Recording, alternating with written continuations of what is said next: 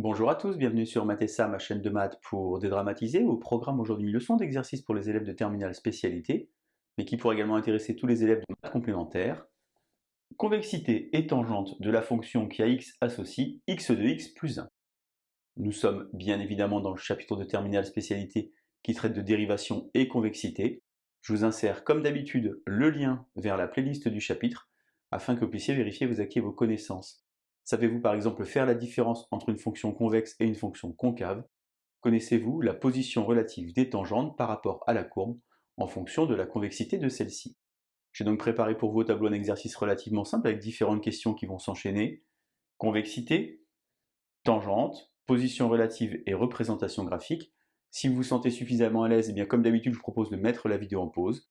Vous allez donc tenter de faire cet exercice préparé pour vous, et on se retrouve évidemment juste après pour la correction. Allez, un brouillon et crayon, et c'est parti. Alors tout d'abord, cette fonction f de x égale x de x plus 1 est définie sur grand R puisqu'il n'y a pas ici de valeur interdite. Convexité, il faut évidemment regarder la notion de dérivée seconde. On va donc déjà commencer par dériver une première fois cette fonction. Alors moi j'insiste bien sur la fameuse routine, la présentation. F est de la forme UV et on écrit comme ceci. Je vous insère le lien vers la vidéo de la classe de première spécialité pour dériver un produit, si vous avez oublié comment est-ce qu'il faut faire. J'ai indiqué ici, attention piège, car si vous dites que ça c'est UV, on a ce petit plus 1 qui va vous embêter. Si vous n'êtes pas attentif, vous allez dire ici que U c'est x, et que v de x c'est e de x plus 1. Vous allez alors dériver ici, et vous êtes très satisfait de vous, mais attention, ceci est très très faux. Pourquoi? Car le plus 1 ici n'est pas concerné par la multiplication, v de x c'est uniquement e de x, et plus 1 est une constante à côté dont la dérivée va être nulle. C'était une erreur qui est anodine pour vous, sauf que si vous mettez un petit plus 1 ici, eh bien en multipliant, vous allez avoir un nombre qui va apparaître, et votre dérivée sera alors fausse. On va donc maintenant croiser avec le fameux alpha, la routine, e de x fois 1 plus x e de x. Et lorsque vous dérivez une fonction exponentielle, elle ne disparaîtra jamais. Je vous conseille alors de la factoriser comme ceci, e de x, facteur de 1 plus x. J'ai donc ici évalué f', maintenant il me faut f seconde, car je ne connais pas les variations de f'. Pour avoir la convexité, c'est donc le signe de f seconde qui m'intéresse. Je recommence. Et puisque j'ai factorisé ici, alors je vais pouvoir écrire par exemple e de x et ici 1 plus x. Vous remarquez que j'ai écrit u et v comme tout à l'heure, même s'ils n'ont pas de lien entre eux. Ici e de x et ici 1, et je recommence en croisant le fameux alpha. 1 plus x, e de x plus e de x fois 1, de nouveau e de x en facteur. 1 plus x plus 1, ça fait donc 2 plus x. J'ai donc obtenu ici la dérivée seconde, évidemment définie sur grand R. Alors moi, ce qui m'intéresse, c'est le signe de la dérivée seconde. Une exponentielle est toujours positive. Ici, vous avez une fonction affine. Si ça vous dérange, on peut l'écrire dans l'autre sens. e de x facteur de x plus 2.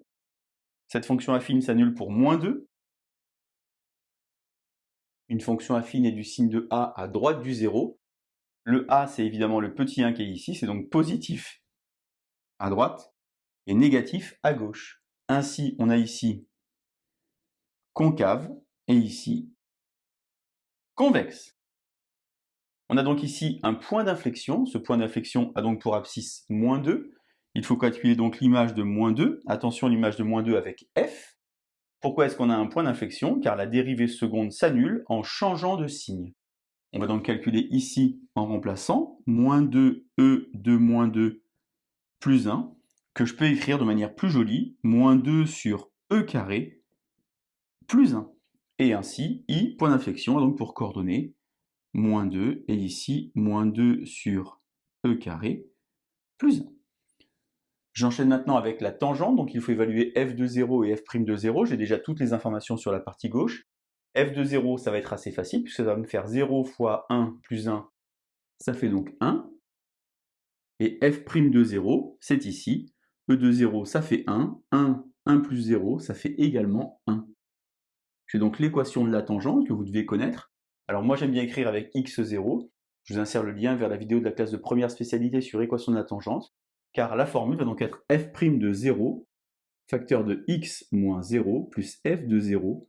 En d'autres termes, 1 fois x plus 1, x plus 1, et donc ici la partie pour l'équation de la tangente. On a donc y égale x plus 1, équation réduite donc de la tangente à la courbe au point d'abscisse 0. Alors on va maintenant s'intéresser à une notion très importante. Cette notion, c'est celle de position relative, car lorsque la fonction est convexe, eh bien sa représentation graphique est située au-dessus de toutes ses tangentes. On s'est rendu compte que sur la partie droite, c'est-à-dire sur moins 2 plus l'infini, la fonction était convexe, ou bien la courbe est convexe. On peut évidemment dire les deux notions. Donc sur moins 2 plus l'infini, puisque CF est convexe, eh bien on a CF qui est situé au-dessus de T0.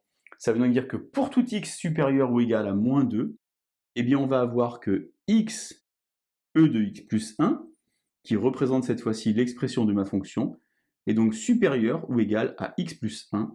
En d'autres termes, x e de x est donc supérieur ou égal à x sur cet intervalle. Alors à quoi ça sert de faire ça? Eh bien par exemple, moi j'aimerais donc bien trouver la limite de x en considérant que je n'ai pas encore fait le chapitre sur les limites, et donc que je ne connais pas la limite de la fonction exponentielle. Eh bien, puisque ici j'ai une comparaison, j'ai x qui est plus petit que cette chose-là, la limite va donc être plus l'infini, car la limite de x en plus l'infini va donc être plus l'infini, donc va donc pousser comme ceci, x de x vers le haut. Et ainsi, puisqu'on a plus 1 dans l'expression de la fonction, eh bien on aura alors plus l'infini. J'ai donc trouvé, par exemple, en utilisant la tangente et la convexité, la limite de cette fonction sans connaître la limite d'exponentielle. Je passe maintenant à la représentation graphique avec une calculatrice évidemment. Je vous insère sur le haut de l'image une petite incrustation et c'est parti. Je vais donc d'abord dans f de x pour entrer l'expression de la fonction x, e puissance x, attention je sors de l'exposant plus 1. J'effectue alors un petit zoom 6 pour voir apparaître la courbe. Je me rends compte évidemment qu'on a ici une courbe qui est toujours positive. Je vais donc changer la fenêtre. Je retourne alors dans fenêtre, x min moins 5, x max plus 5, y min par exemple moins 2 pour laisser apparaître le repère, et y max 10. Je trace alors la représentation graphique. J'ai donc l'aspect ici concave puis convexe qui apparaît. Je vais m'empresser évidemment de tracer la tangente que j'ai trouvée tout à l'heure. Je vais donc faire évidemment en retournant vers f de x, x plus 1. Je refais graphe. Je me rends compte bien entendu que la représentation graphique est située au-dessus de la tangente, et surtout que x plus 1 est bien tangente à la courbe. Voilà donc convexité et tangente de cette fonction qui à x associe x de x plus 1. Je vous laisse vous entraîner, et je vous dis à bientôt sur Mathessa. Bonne journée!